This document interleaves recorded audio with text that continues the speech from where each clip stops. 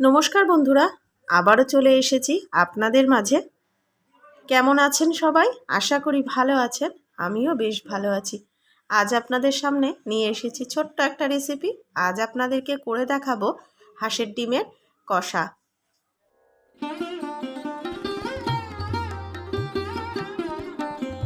রেসিপিটা বানানোর জন্য আমি প্রথমে এখানে নিয়ে নিয়েছি 4টে ডিম। আপনারা ডিমটা কম বেশি নিতেই পারেন। আর আমি ডিমগুলো দেখুন হালকা কুসুম গরম জলে ভালো করে কিন্তু ধুয়ে নিয়েছি।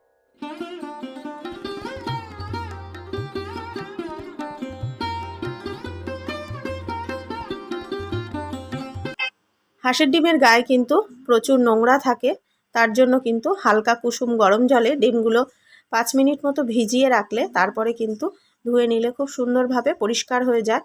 আমি কিন্তু সেই পদ্ধতি অবলম্বন করেই কিন্তু ডিমগুলো পরিষ্কার করে নিয়েছি। খুবই ময়লা ছিল ডিমগুলোর গায়ে।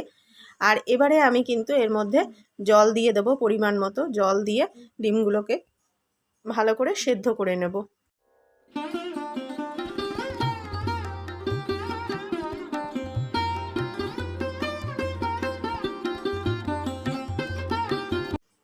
এবারে এর মধ্যে দেখুন সামান্য পরিমাণে নুন দিয়ে দিলাম। নুনটা দিলে হবে কি, ডিমটা সেদ্ধ হওয়ার পরে কিন্তু ডিমের খোসাটা খুব সহজেই কিন্তু উঠে আসবে। আর ডিমটা কিন্তু আমি প্রেসার কুকার ছাড়াই সেদ্ধ করছি। আপনারা চাইলে কিন্তু প্রেসার কুকারেও সেদ্ধ করে নিতে পারেন, তাহলে কিন্তু সময়টা কম লাগবে।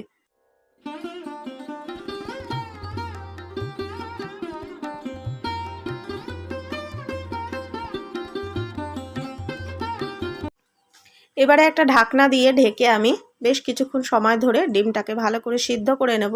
ডিমটা সেদ্ধ হতে কিন্তু বেশ কিছুটা সময় লাগবে।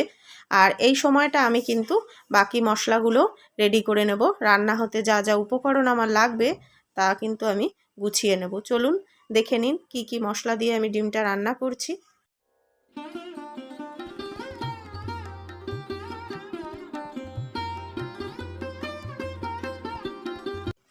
এখানে আমি কিছুটা সবজি নিয়ে নিয়েছি। সবজির মধ্যে নিয়েছি দেখুন পেঁয়াজ কলি, রসুন, পেঁয়াজ, আদা, কাঁচা লঙ্কা, টমেটো, ধনেপাতা।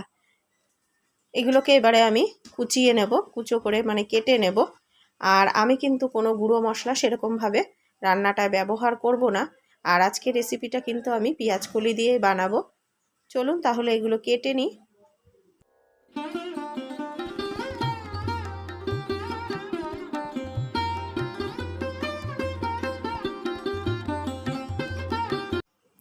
ডিমটা দেখুন সেদ্ধ হয়ে গেছে আর আমি খোসাও ছাড়িয়ে নিয়েছি খুব সুন্দরভাবে।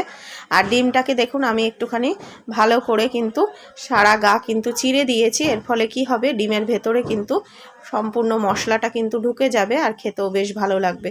এবারে কড়াইয়ে পরিমাণ মতো সর্ষের তেল দিয়ে দিয়েছি। আমি রান্নাটা সর্ষের তেলেই করছি। সর্ষের তেলে রান্না করলে কিন্তু স্বাদটা ভালো হবে। আর এখানে দেখুন ডিমের মধ্যে আমি খুব সাবধানে কিন্তু নুন হলুদটা মাখিয়ে নিচ্ছি, কারণ যেহেতু ডিমটা খুব ভালোভাবে কিন্তু আমি গায়ে চিড়ে নিয়েছি। তো বেশি কিন্তু জোরে প্রেসার করে নুন হলুদটা মাখালে কিন্তু ডিমটা ভেঙে যাওয়ার ভয় আছে। তার জন্য খুব সাবধানে আমি ডিমের গায়ে কিন্তু নুন হলুদটা মাখিয়ে নিলাম।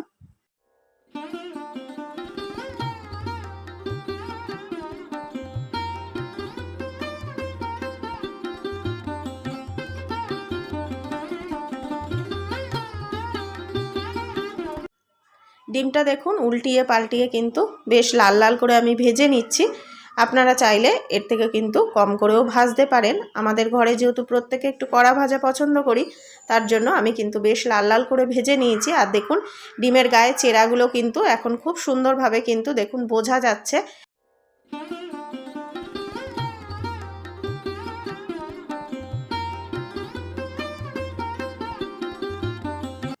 রান্নাটা করতে যে সমস্ত সবজিগুলো আমি নিয়েছিলাম দেখুন খুব সুন্দরভাবে কিন্তু কুচি করে কেটে নিয়েছি। পেঁয়াজ কলিগুলোও দেখুন আমি এরকমভাবে কুচিয়ে নিয়েছি। আর সমস্ত কিছুই কিন্তু আমি এরকমভাবে মিহি করে কুচি করে কেটেই দিয়েছি। আমি কিন্তু কোনো মশলা এখানে পেস্ট করব না। আদাটাও দেখুন খুব মিহি করে কুচিয়ে নিয়েছি। আর এই রান্নাটা কিন্তু এরকমভাবে কুচিয়ে নিলেই কিন্তু বেশ খেতে ভালো লাগবে। আর দেখুন পেঁয়াজ, টমেটো, কাঁচা লঙ্কা, ধনেপাতা সমস্ত কিন্তু আমি বটির সাহায্যেই কেটে নিয়েছি। কোনো রকম মশলা আমি কিন্তু পেস্ট করিনি।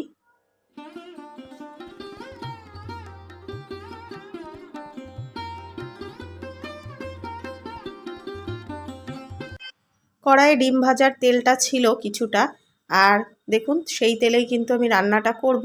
এখানে প্রথমে পেঁয়াজ কুচিটা দিয়ে দিলাম, দিয়ে কিন্তু হালকা করে আমি ভেজে নেব, খুব লাল লাল করে ভাজার প্রয়োজন নেই, হালকা করে ভেজে নিচ্ছি। আর এবারে কিন্তু আমি এর মধ্যে বাকি সবজিগুলোও কিন্তু দিয়ে দেব।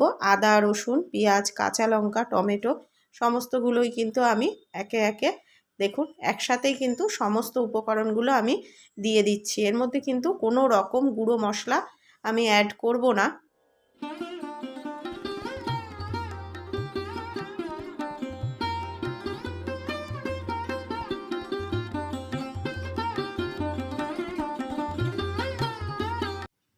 কোনো রকম গুঁড়ো মশলা বা বাটা মশলা ঝামেলা ছাড়া এইভাবেই কিন্তু দারুণ একটা টেস্টি ডিম কষা রেসিপি কিন্তু খুব সহজেই আপনারা চটজলদি বানিয়ে নিতে পারবেন, আর কোনো রকমই ঝামেলা হবে না।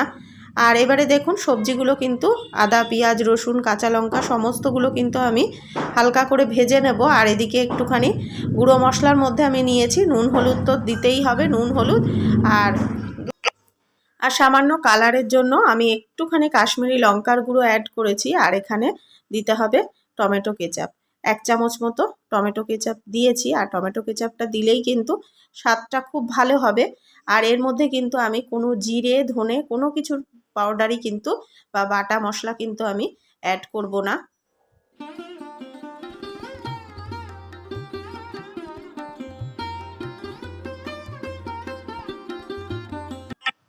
সামান্য পরিমাণ জল দিয়ে দেখুন আমি এরকম একটা মশলার পেস্ট আমি রেডি করে নিচ্ছি।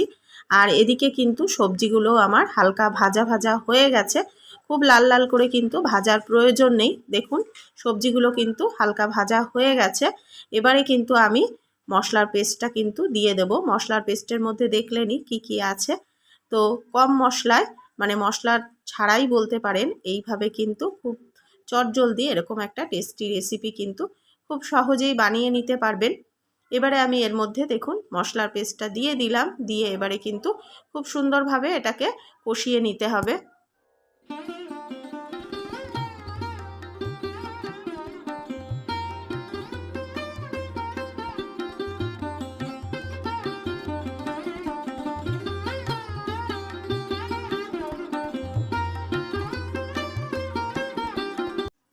মশলার প্লেটটা ধুয়ে কিন্তু আমি অল্প সামান্য কিন্তু জলের মধ্যে অ্যাড করব, অল্প সামান্যই।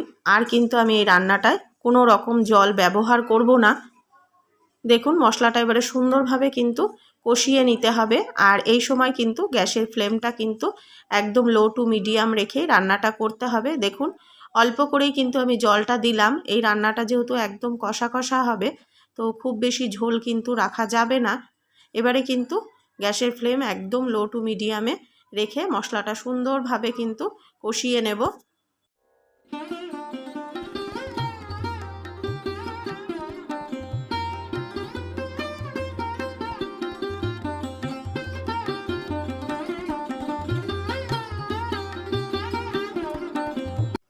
রেসিপিটা কিন্তু ভাত, লুচি, পরোটা, ফ্রাইড রাইস, পোলাও সমস্ত কিছুর সাথেই কিন্তু খুব ভালো লাগবে খেতে।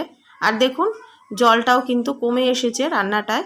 এবারে কিন্তু আমি এর মধ্যে কিন্তু আমি ডিমগুলোকে খুব সাবধানে কিন্তু দিয়ে দেব, কারণ ডিমগুলো গাটা বেশ পরিমাণেই কিন্তু কাটা রয়েছে, তো বেশি চেপে দিলে ভেঙে যাবে। হালকা করে ডিমগুলোকে দেখুন এর মধ্যে বসিয়ে দিলাম, দিয়ে কিন্তু আমি এবারে ঢাকা দিয়ে মিনিট 2-3 কিন্তু রান্নাটা করে নেব। এর মধ্যে কিন্তু আর কোনো রকম জল বা কোনো মশলা কিন্তু আর অ্যাড করব না।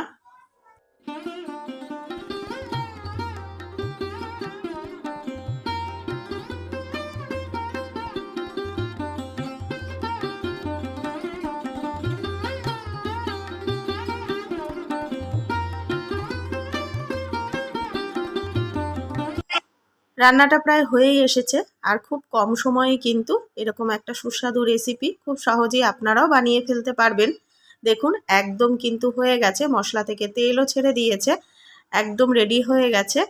আর এর মধ্যে কিন্তু আমি কোনো রকম গরম মশলার গুঁড়ো কি গরম মশলা, গোটা গরম মশলা কিছুই কিন্তু অ্যাড করিনি আর করবও না। এবারে এর মধ্যে দেখুন নামানোর আগে একটু ধনেপাতা কুচি অ্যাড করে দিলাম, দিয়ে হালকা নাড়াচাড়া করে কিন্তু এবারে নামিয়ে নেব। একদম কিন্তু রেডি হয়ে গেছে।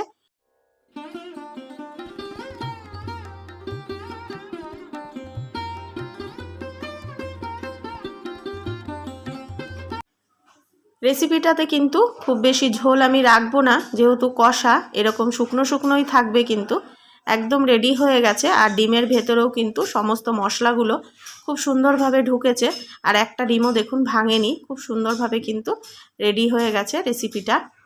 তো আজকের এই রেসিপিটা আপনাদের কেমন লাগলো ছোট্ট একটা কমেন্টের মাধ্যমে কিন্তু অবশ্যই জানাবেন। ভালো লাগলে কিন্তু লাইক করবেন, আর খুব ভালো লাগলে প্রচুর প্রচুর শেয়ার করবেন। আজ তাহলে এখানে বিদায় নিই। সবাই ভালো থাকবেন, সুস্থ থাকবেন। দেখা হচ্ছে আবারও আপনাদের সাথে। টাটা।